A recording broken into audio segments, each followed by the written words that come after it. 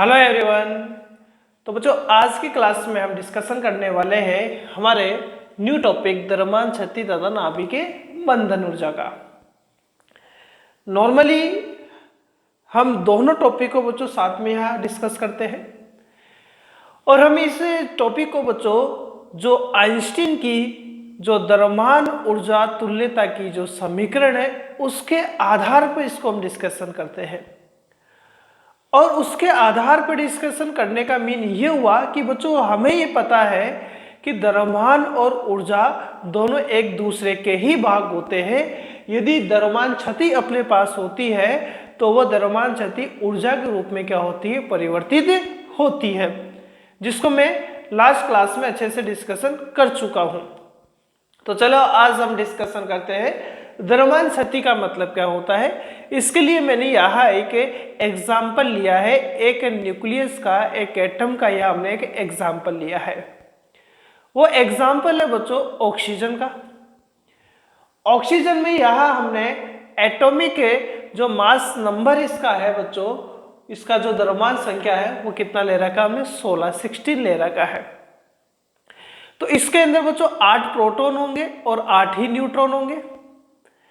एक प्रोटॉन का जो द्रव्यमान होता है AMU के अंदर, परमाणु द्रव्यमान इकाई एटॉमिक मास यूनिट के अंदर, वो बच्चों कितना होता है, प्रोटॉन का द्रव्यमान 1.00727 होता है, जो लास्ट क्लास में भी बताया है।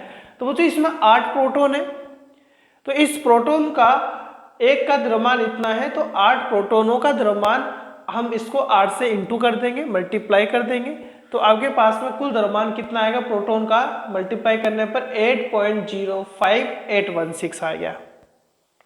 और हमें पता है कि यदि आप इस A में से इस Z को, इस द्रव्यमान संख्या में से इस प्रोटॉन की संख्या को माइनस कर देंगे तो बच्चों आपके पास न्यूट्रॉनों की संख्या भी प्राप्त हो जाएगी।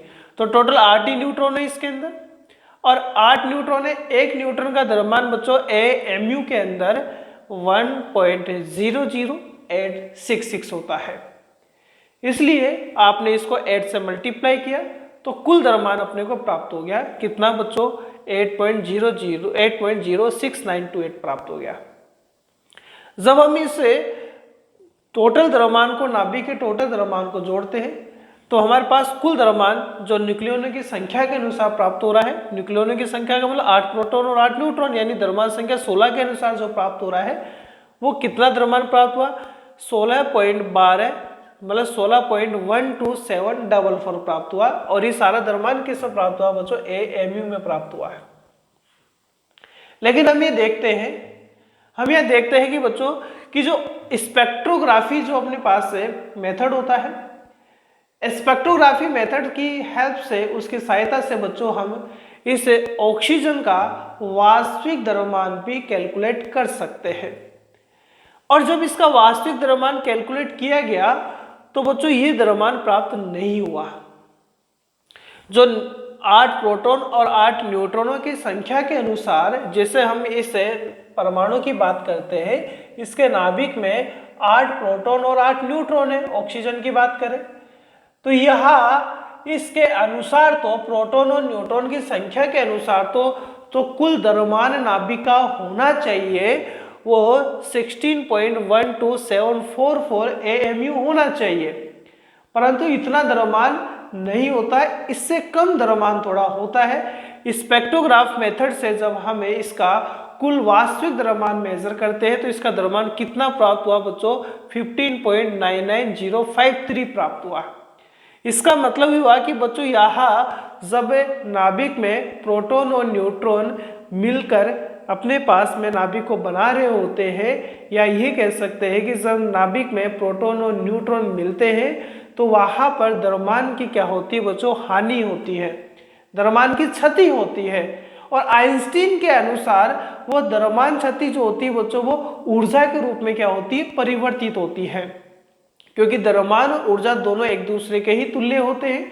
तो ये हम बात करें कि यहाँ पर ये जो वास्तव में जो आपके पास द्रव्यमान इस प्रोटॉन न्यूट्रॉन की संख्या के अनुसार प्राप्त हो रहा है वो तो ये है, लेकिन स्पेक्ट्रोग्राफी के अनुसार जो एक्चुअली जो वास्तविक द्रव्यमान है वो थोड़ा कम प्राप्त होता है।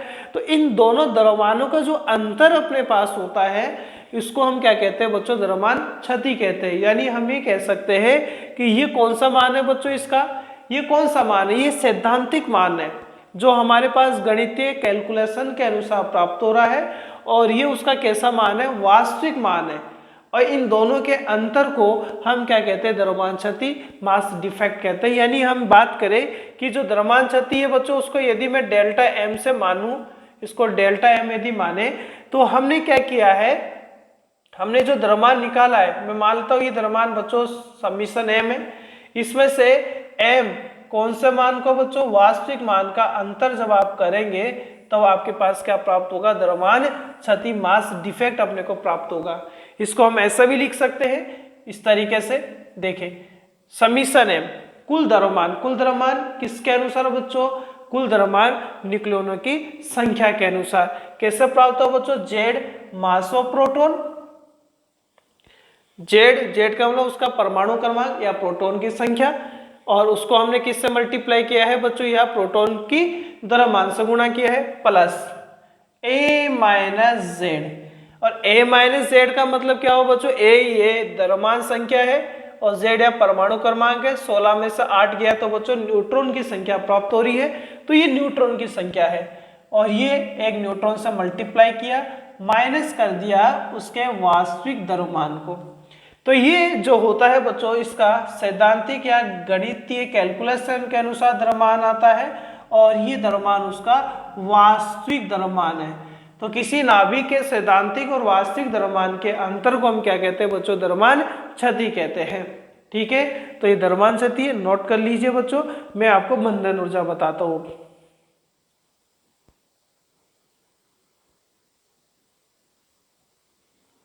चलो समझते हैं बच्चों, बंधन ऊर्जा, बाइंडिंग एनर्जी।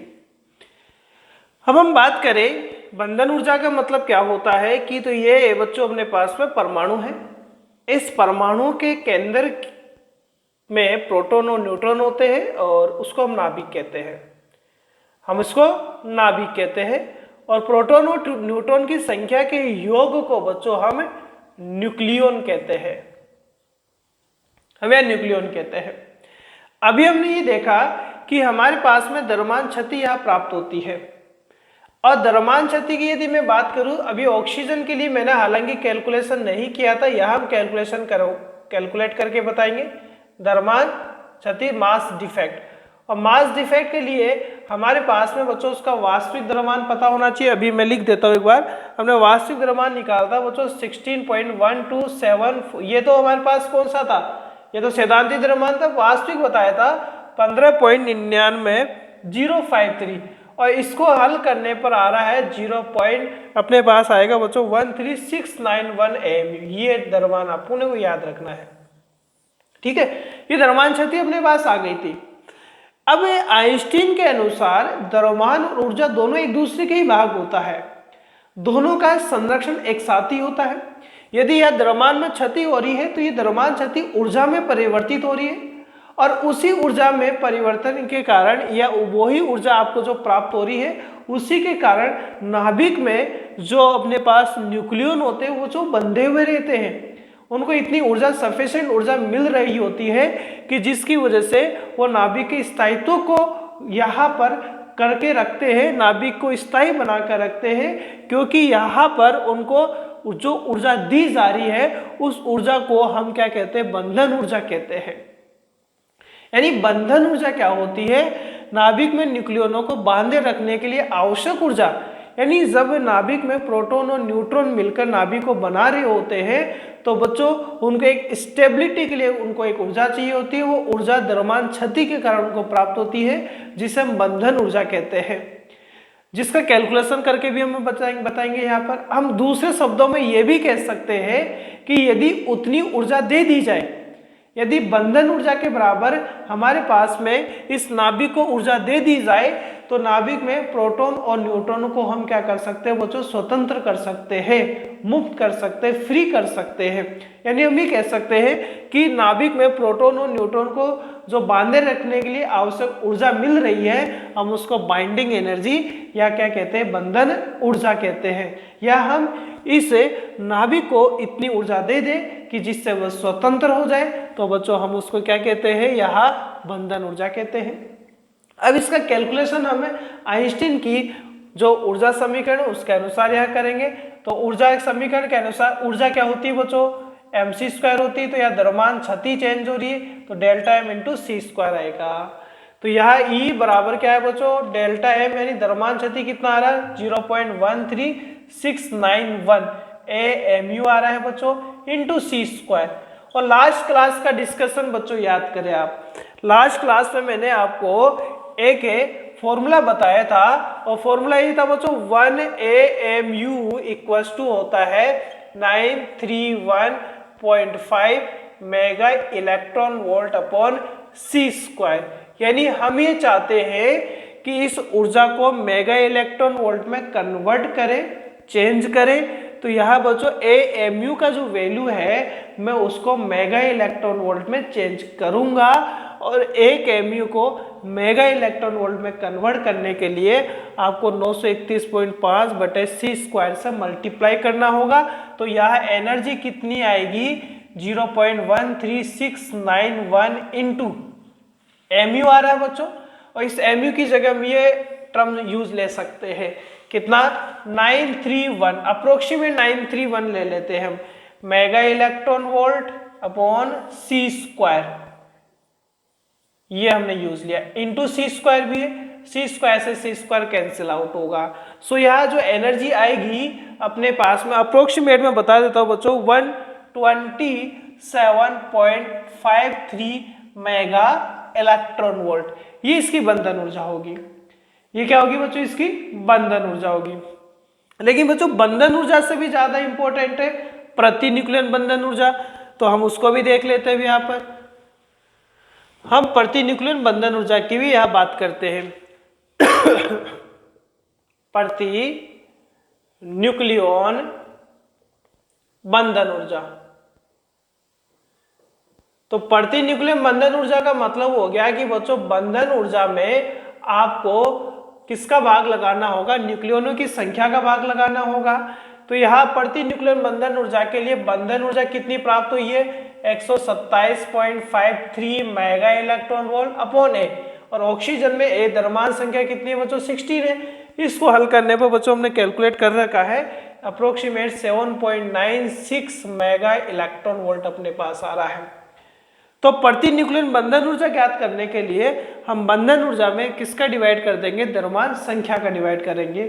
प्रति न्यूक्लियन बंधन ऊर्जा इसलिए इंपॉर्टेंट है बच्चों क्योंकि प्रति न्यूक्लियन बंधन ऊर्जा ही ये डिसाइड करती है कि नाभिक कितना स्थायी होगा, नाभिक कितना स्थायी होगा। क्योंकि प्रति न्यूक्लियन बंधन ऊर्जा जो होती है बच्चों वो नाभिक के स्थायित्व के समानुपाती होती है। प्रति न्यूक्लियन बंधन ऊर्जा नाभिक के स्थायित्व के समानुपाती होती है, अर्थात जिस नाभिक की प्रति न्यूक्लियन बंधन ऊर्जा सर्वाधिक रहती है वो नाभिक सबसे ज्यादा स्थायी माना जाता है।